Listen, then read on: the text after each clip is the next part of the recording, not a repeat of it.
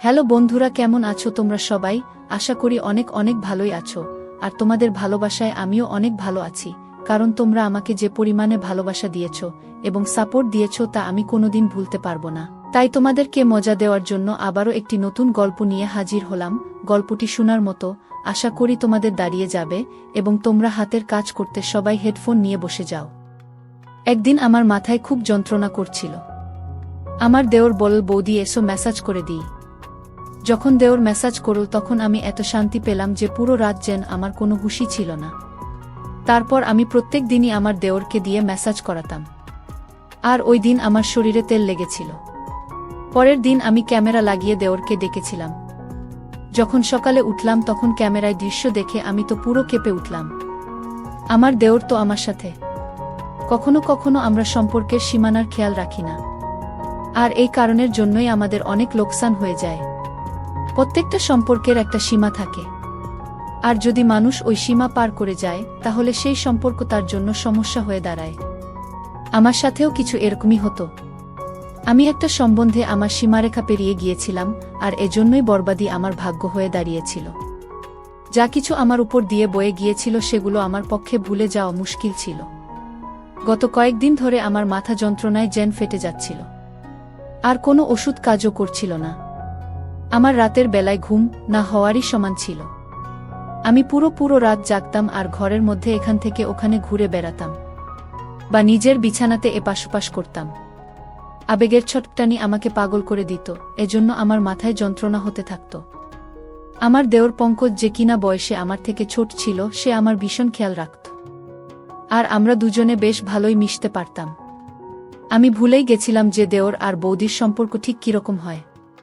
অনেক রাত অবধি সে আমায় জেগে থাকতে দেখত।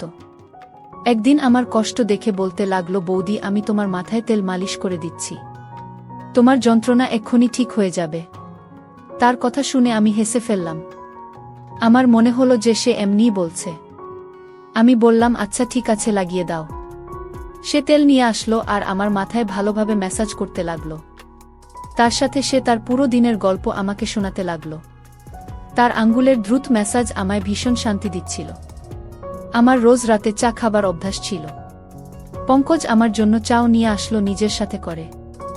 মালিশ করার পর আমি পঙ্কজের সাথে চা খেলাম আর শুয়ে পড়লাম। আমার এমন ঘুম আসলো যে আমি একেবারে সকালবেলা উঠলাম।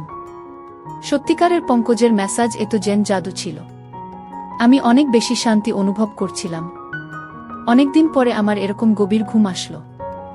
সকালবেলা উঠে যখন আমি স্নান করতে বাথরুমে গেলাম, আমি তখন ভীষণ অবাক হলাম যে আমার পুরো গায়ে কোথাও কোথাও তেল লাগানো। বোধহয় আমি ঘুমের ঘোরে নিজেই মাথার তেল এদিকে ওদিকে লাগিয়ে দিয়েছি। ঘুম পুরো হওয়ার কারণে আমার মাথার যন্ত্রণা চলে গিয়েছিল। এরপর আমি দিনভর কাজ করতে লাগলাম। আমার বিয়ের 1 বছর কেটে গেছে, আর এই 1 বছর আমি ভীষণ ভালোভাবে কাটিয়েছি। যখন আমি এই বাড়িতে বউ হয়ে আসলাম তখন আমার দেওর পঙ্কজ এর মাত্র 6 বছর বয়স ছিল। পঙ্কজের মধ্যে অনেক বেশি বাচ্চামো ছিল, আর সে একদম আমার ছোট ভাইয়ের মতোই লাগত। আমার বর আমায় বলেছিল যে তার বাবা খুব তাড়াতাড়ি পৃথিবী থেকে চলে গেছে, যার জন্য পঙ্কজ তার বাবার ভালোবাসা পায়নি। তার মাও পঙ্কজের উপর আর ঘরের উপর অনেক কম ধ্যান দিতেন, আর আমার বর আকরম এখানে তো থাকতই না। এজন্য আকরম আমাকে বলেছিল যে এখন সব থেকে বেশি আমি যেন পঙ্কজের খেয়াল রাখি। আমি তাকে কথা দিয়েছিলাম যে পঙ্কজকে একদম নিজের বাচ্চার মতো রাখব, আর আমি আমার কথা পুরো করেছিলাম। আমার বর আকরম অন্য শহরে চাকরি করত, আর সে মাসের 4 দিনের জন্য বাড়ি আসত। বাকি পুরো মাসে আমি আমার ছোট দেওর পঙ্কজ আর আমার শাশুড়ির সাথেই কাটাতাম। পঙ্কজ এখন 7 বছরের ছেলে, যে কিনা যুবক হয়ে গেছে। সে আমার থেকে বয়সে মাত্র 4 বছরই ছোট ছিল। সে কলেজ থেকে আসার পর ও বৌদি বৌদি করে আমার আগে পিছনে ঘুরত। আকরামের এখানে না থাকার কারণে আমার বর ছোট সব কাজ পঙ্কজেরই দায়িত্বে ছিল। পঙ্কজ কলেজ থেকে আসার পর আমার কাজ করে দিত, আর তারপর আমারই সাথে সময় কাটাত।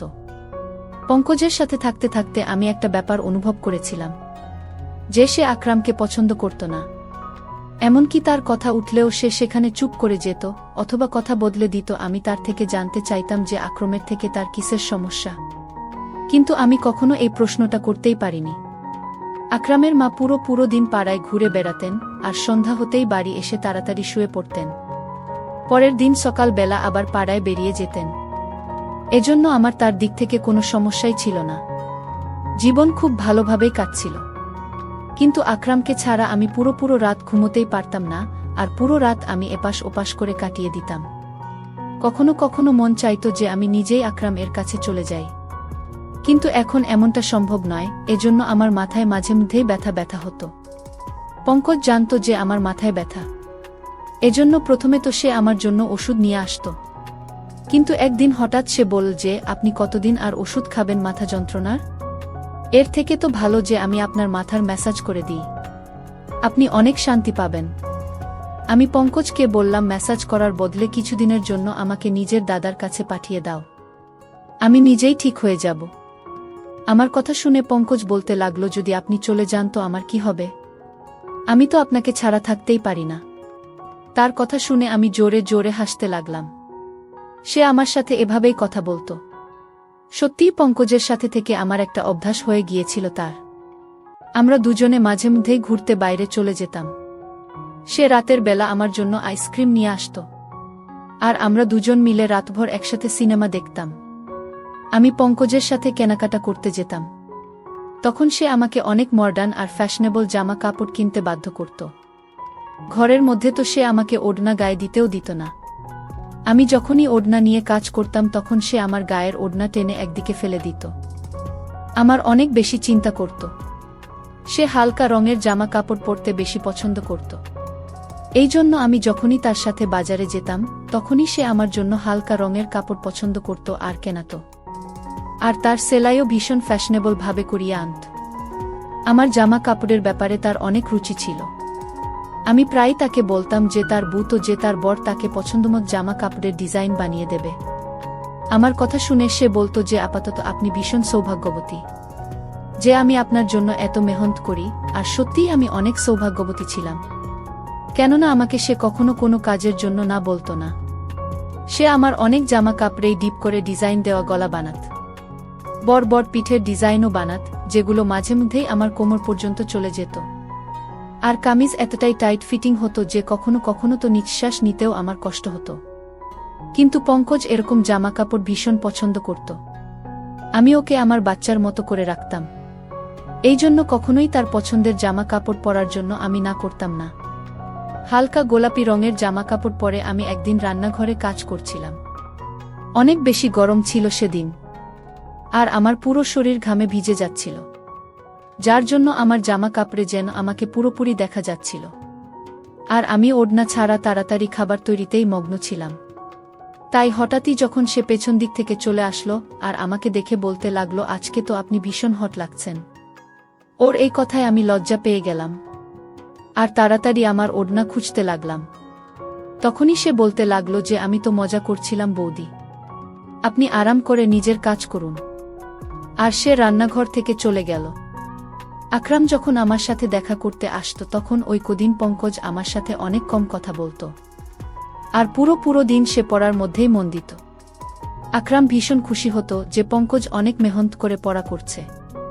আর আমিও ওই দিনগুলো আকরামের সাথে এতটা মজে থাকতাম যে পঙ্কজের বদলে যাওয়া আমার চোখেই পড়ত না। আকরাম শুধুমাত্র 4 দিন আমার সাথে কাটিয়ে তারপর চলে যেত, আর তারপর পঙ্কজ আবার আমার সাথে আগের মতোই ব্যবহার করত। সে আমার ব্যাপারে অনেক জেদি ছিল। সে চাইতো সে আমাকে যা খুশি বলুক। ওর এক বন্ধুর ভাইয়ের বিয়ে ছিল আর সে আমার পেছনেই লেগেছিল যে আমি যেন ওর সাথে যাই। প্রথমে তো আমি না বলে দিলাম, কিন্তু যখন দেখলাম যে সে দুঃখী হয়ে আছে তখন আমি সঙ্গে সঙ্গে হ্যাঁ বলে দিলাম। কিন্তু আমি এটাই ভাবছিলাম সে তার বন্ধুর ভাইয়ের বিয়েতে আমি গিয়ে কি করব। কিন্তু ওখানে গিয়ে আমি ভীষণ অবাক হলাম। ওর সমস্ত বন্ধুরা আমাকে ভীষণ ভালোভাবেই জানত আর এমনভাবে আমার সাথে কথা বলছিল যেন আমরা অনেকবার দেখা করেছি। ওরা বলল, সব সময় পঙ্কজ আপনার কথাই বলতে থাকে আর সে আপনার ভীষণ প্রশংসা করে। তারা সবাই আমার সাথে আবার দেখা করার জন্য জেদ করতে লাগলো, ইচ্ছা প্রকাশ করতে লাগলো। ফেরার সময় আমি পঙ্কজকে বললাম যে, তুমি তোমার বন্ধুদের আমার ব্যাপারে কি কথা বলেছ যে সবাই আমাকে এত ভালোভাবে চিনেছে? পঙ্কজ বলতে লাগলো যে, আপনিই তো আমার সবকিছু, আমি তো সবসময় আপনার কথাই বলতে থাকি। ওই সময় পঙ্কজের কথার মানে আমি বুঝতে পারিনি, কিন্তু যেদিন আমি তার ওই কথার মানে বুঝতে পারি আমার পায়ের তলা থেকে মাটি সরে গিয়েছিল। পঙ্কজ রোজ রাতে আমার ম্যাসাজ করত আর আমি আরাম করে ঘুমিয়ে যেতাম, কিন্তু যখন আমি আমার গায়ে পরের দিন জায়গায় তেলের দাগ দেখতাম, অবাক হয়ে যেতাম। আর এই জন্যই একদিন আমি ঘরের মধ্যে ক্যামেরা লাগালাম আর পঙ্কজকে দিয়ে ম্যাসাজ করাতে লাগলাম। ম্যাসাজ করানোর কিছুক্ষণের মধ্যেই আমি প্রত্যেকবারের মতো ঘুমিয়ে পড়লাম, আর সকালবেলা উঠে যখন ক্যামেরার রেকর্ডিং দেখলাম তো আমার নিঃশ্বাস প্রশ্বাস যেন বন্ধ হয়ে যাচ্ছিল। আমি ভাবতেও পারিনি যে পঙ্কজ আমার সাথে এরকম করতে পারে। আমি তো পঙ্কজকে অনেক বেশি ভরসা করেছিলাম, আর তাকে আমি নিজের ছোট ভাই ভাবতাম, কিন্তু সে তো দেওর বৌদির সম্পর্কের সম্মান রক্ষা করতে পারল না। ভিডিওতে পঙ্কজ আমার ভালোভাবে ম্যাসাজ করছিল, আর তারপর সে আমার জন্য চা বানিয়ে আনলো, আর চা খাওয়ার পর পঙ্কজ ঘর থেকে বেরিয়ে গিয়েছিল আর আমি ঘুমানোর জন্য শুয়ে পড়েছিলাম। কিছুক্ষণ পরে আমার এত গভীর ঘুম এসে গেল, তখন পঙ্কজ দ্বিতীয়বার দরজা খুলে ঘরে আসলো, আর আমি দরজা খোলার আওয়াজেতেও উঠিনি। সে ঘরে আসার পর ঘরের দরজা বন্ধ করে দিল আর আমার কাছে চলে আসলো। এরপর আমি যা কিছু দেখলাম আমি নিজের চোখে বিশ্বাস করতে পারিনি। পঙ্কজ কিছুক্ষণ তো চুপচাপ বসেছিল, আমাকে সে দেখছিল। এরপর সে নিজের আঙ্গুল দিয়ে আমার চেহারা ছুঁতে লাগল। সে তার মোবাইল ফোন বের করে আমার অনেক ফটো তুলল, আর তারপর সে আস্তে আস্তে আমার শরীর থেকে কামিজ সরালো। তেলের সেই শিশি যেটা সে ম্যাসাজের জন্য এনেছিল ঘরের মধ্যেই রাখা ছিল। সে নিজের হাতে তেল নীল আর আমার গায়ে ম্যাসাজ করতে লাগল। আমি জ্ঞান হারিয়ে ওর সামনেই পড়েছিলাম, আর সে আমার গায়ে নিজের হাত ঘোরাচ্ছিল। কিছুক্ষণ পরে আমাকে চুমু খেতে শুরু করল, আর তারপর সে নিজের সমস্ত সীমারেখা ছাড়িয়ে গেল। সে আমাদের মাঝে দাঁড় করানো সমস্ত আবরণের দেওয়ালকে ভেঙে দিয়েছিল। সে আবেগ সামলাতে না পেরে এতটাই এগিয়ে গেল যে কয়েক ঘন্টা পর্যন্ত সে আমার সাথে ছিল। আমি তার সামনে গানহীন অবস্থায় ছিলাম, আর সে পুরোপুরি জোশপূর্ণ ছিল। বেশ কয়েক ঘন্টা আমার সাথে কাটানোর পর ও যেভাবে এসেছিল সেভাবেই ফেরত চলে গেল। সে আমার ইজ্জত খুব বাজেভাবে নষ্ট করে গেল, আর এটা দেখে আমার হৃদয় পর্যন্ত কেঁপে উঠল। আমি তো তাকে নিজের ভাই ভাবতাম, এজন্য তার সাথে এত ভালোভাবে মেলামেশা করতাম, কিন্তু আমি কখনো জানতেই পারিনি যে ওর চরিত্রই খারাপ ছিল। আমি আমার ঘরে বন্ধ ছিলাম, যখন সে কলেজ থেকে আসলো সে সোজা আমার ঘরে চলে আসলো। একদম আমার কাছে বসে বলতে লাগলো, বৌদি কি হয়েছে, তোমার শরীর ঠিক নেই? আমি গভীরভাবে তার দিকে তাকালাম আর ক্যামেরার রেকর্ডিং তার দিকে বাড়ালাম। সেটা দেখে সে কিছুক্ষণের জন্য তো চুপ করে গেল। এরপরে সে যা বলল সেটা শুনে পুরো আমার গায়ের শিহরণ জেগে গেল। সে হঠাৎ করেই নিজের ভালোবাসার কথা আমাকে বলতে লাগল। সে বলতে লাগলো চিরদিনই ভালোবাসার জন্য অভাব বোধ করত সে। যখন আমি তার দিকে ধ্যান দেওয়া শুরু করলাম তখন তার ভাল লাগতে লাগলো। সে বলতো, আপনি এটা এত গরমের মধ্যে কি করে পরে কাজ করেন? সে প্রত্যেকটা কথায় সে বুঝতে পারল যে তার জীবনের কেউ এমন আছে যে তাকে ভালোবাসে। ও বলছিল যে এবার ও আর আমার থেকে দূরে যেতে পারে না, আর এই জন্যই তার নজরে তার বড় দাদার অস্তিত্ব খটকাতে লেগেছিল। যখনই আকরাম আসত সে নিজেকে ঘরের মধ্যে বন্ধ করে দিত, কেননা আমাদের দুজনকে সে একসাথে দেখতে চাইত না। আকরামকে তো সে এভাবেই প্রথম থেকেই ঘৃণা করত, কেননা আকরামের বাবা আকরামকে অনেক ভালোবাসত, আর মরার আগে উনি এই ঘরটাও আকরামের নামে লিখে দিয়েছেন। আমার আর আকরামের সঙ্গ তার হৃদয়ে কাটার মতো বিত্ত। তাই যখনই আমার জন্য সে কেনাকাটা করত সে ইচ্ছে করেই আমার জন্য এই ধরনের জামা কাপড় কেনাতো যাতে আমাকে সে পরিষ্কারভাবে দেখতে পারে। সে হালকা রং পছন্দ করত না, বরং হালকা রঙের মধ্যে দিয়ে উকি দেওয়া আমার দেহাকর্ষণ তাকে আকৃষ্ট করত। সে বলতো যে সে সৌন্দর্যে আহত হয়েছে, সে শুধু আমাকে পেতে চাইত। সে নিজের আবেগকে কাবুতে রাখতে পারছিল না যখন সে আমাকে রাতভর জাগতে দেখত। এই কথাটা তাকে ভীষণ অস্বস্তিতে ফেলত যে আমি তার দাদার কথা ভেবে জেগে আছি। ওর ইচ্ছা ছিল আমি যেন তার জন্য জেগে থাকি আর জীবনভর যেন তার সাথে থাকি। সে নিজের দাদার থেকে আমাকে আলাদা করতে চেয়েছিল আর নিজের কাছে আনতে চাইত। এই জন্য সে আমার ম্যাসাজ শুরু করে যাতে আমি শান্তি পাই, আর সে আমার চায়ে ঘুমের ওষুধ মিশিয়ে আনত। আর যখন তার বিশ্বাস হতো যে আমি গভীরভাবে ঘুমিয়ে গিয়েছি তখনই সে আমার ঘরে চলে আসত আর নিজের পিপাসা মিটিয়ে চলে যেত। সে নিজের বন্ধুদেরও ওই কথাটা বলেছিল যে সে আমাকে ভালোবাসে, আর ওর বন্ধুরাই ওকে এই ধরনের পরামর্শ দেয়া। পঙ্কজ আর তার বন্ধুরা বয়ঃসন্ধির দরজায় উপস্থিত ছিল, এই জন্য তারা ঠিক আর ভুল কি সেটা বুঝতে পারত না। আমার ইজ্জত নিয়ে বসেছিল সে। পঙ্কজের কথা শুনে তো আমার চোখ দিয়ে জল বেরিয়ে আসলো। সে এই সমস্ত করে ফেলেছিল আর আমি ছিলাম তার দাদার বউ। আর সে আমার বিছানা পর্যন্ত এসে গেছিল। আমি লজ্জায় জল হয়ে যাচ্ছিলাম। আমি ঘৃণায় পঙ্কজের দিকে তাকালাম। তখন সে আমার পায়ের কাছে বসে পড়ল আর বলতে লাগলো সে শুধু আমাকে ভালোবাসে আর আমার ঘৃণা ওকে মেরে ফেলবে। বাবার ছেড়ে চলে যাওয়ার সাথে সাথে সে নিজের মায়ের অদ্ভুত ঔদাসীন্য সহ্য করতে পারেনি। সে বলতে লাগলো তার মাও কখনো তার আবেগ আর তার ইচ্ছের খেয়াল রাখত না। তার বদলে তার মা গোটা পাড়ায় ঘুরে বেড়াত আর তাই সে পুরোপুরি একাকিত্বের শিকার হয়েছিল। যখন আমি এই বাড়িতে আসলাম তখন তার একাকিত্ব দূর হলো, সে নিজে নিজেই আমার সাথে মিলেমিশে গিয়েছিল। আমি পঙ্কজকে ধাক্কা দিয়ে আমার পায়ের কাছ থেকে সরিয়ে দিলাম। আমি তার মুখও দেখতে চাইছিলাম না।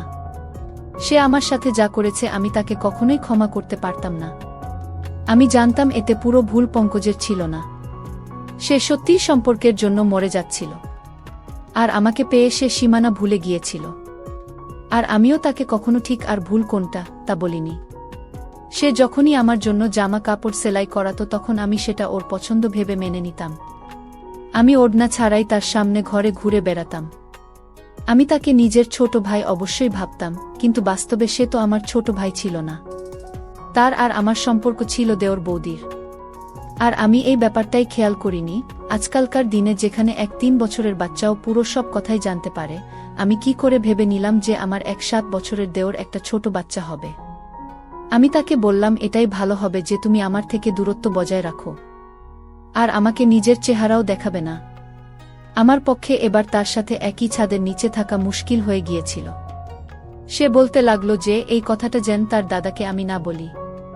আমার মধ্যে তো নিজে থেকেই এতটা ক্ষমতা ছিল না যে আমি আকরামকে এত বড় সত্যিটা বলবো। সে ভীষণ লজ্জিত ছিল আর সে নিজের ঘরে চলে গেল। কিন্তু আমি নিজের নজরেই নেমে গিয়েছিলাম। আমি সঙ্গে সঙ্গে আকরামকে ফোন করলাম। তাকে বললাম আমি এবার তাকে ছাড়া থাকতে চাই না। হয় সে নিজে এখানে চলে আসুক আর না হয় আমাকে তার কাছে ডেকে নিক। আমার কথা শুনে আকরাম প্রথমে তো অবাক হয়ে গেল যে আমার হঠাৎ করে কি হলো। কিন্তু যখন আমি বারবার বলতে লাগলাম তখন সে বলল সে তাড়াতাড়ি আমাকে তার কাছে ডেকে নেবে। সে কিছু সময় চাইছিল যাতে আমার থাকার সে ব্যবস্থা করতে পারে। আর নিজের মায়ের সাথেও সে সেই ব্যাপারে কথা বলবে। আমি আকরামকে বললাম যে সে 1-5 দিনের ভেতরে যেন আমাকে ডেকে নেয়, না হলে আমি চিরজীবনের জন্য ঘর ছেড়ে চলে যাব। আকরাম আমাকে কথা দিল যে সে 1-5 দিনের মধ্যেই আমাকে নিজের সাথে নিয়ে যাবে। আমি এই 15 দিন নিজেকে ঘরের মধ্যে বন্ধ করে কাটিয়েছি। আমি সেসব পুরোপুরি ভুলে যেতে চাইতাম। আমার শাশুড়ির এখনো পর্যন্ত ঘরের সম্পর্কে কোনো হুঁশ নেই। তার নিজের ঘরের থেকে বেশি পাড়ার চিন্তা থাকে। যদি সে অন্যের খোঁজে না থেকে নিজের সন্তানের খেয়াল রাখত তাহলে পঙ্কজ এরকম করত না। সে শিকার হয়ে নিজের রাস্তা থেকে হারিয়ে গিয়েছিল।